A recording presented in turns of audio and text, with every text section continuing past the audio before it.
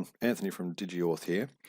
Just been thinking about digital scans recently, and what we have on our digital scans can be quite important. Here we're looking at a scan from a Vismark, and nice color, good shape, but no reference points. We don't know anywhere where the first met is, this fifth met, plantar fascia accommodation. And I think really when we're playing with a model of the foot, we need to have a bit of a better understanding.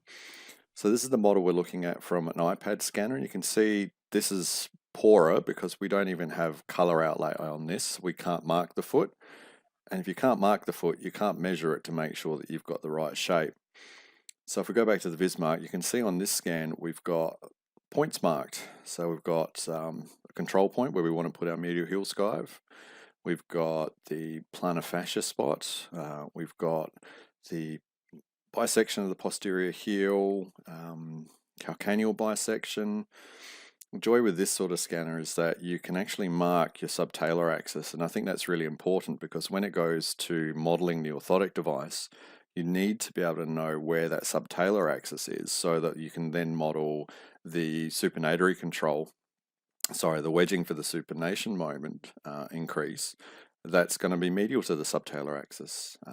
You can see here that you can't see the plantar fascia, so unless you've got that marked, your lab probably won't know where to put that either. So I think marking the foot up is a really important thing to do before you do any scanning. So it's 2 feet here, so we're going to mark up the left foot now.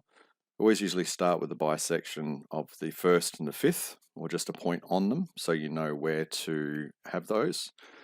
Palpating the plantar fascia, dorsiflex the hallux and also dorsiflex the foot to put the maximal strain through the plantar fascia, and that will come up quite easy to find then.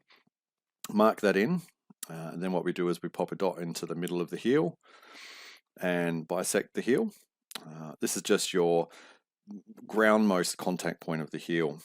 So bisecting the calcaneus as well, so we know how to poor old-fashioned terminology, hey? Or how to balance that foot in the digital landscape. Usually put a different mark, like a 0 with a cross in it, to just show where I want the medial heel skive, and then add the subtalar axis. Now I'm just roughly marking this because this is my daughter's foot, so I kind of know where her subtalar axis sits.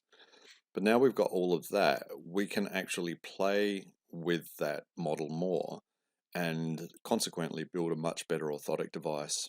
What I'm just doing here is dorsiflexing the foot a little bit more and just finding where the plantar fascia is tight proximally and distally.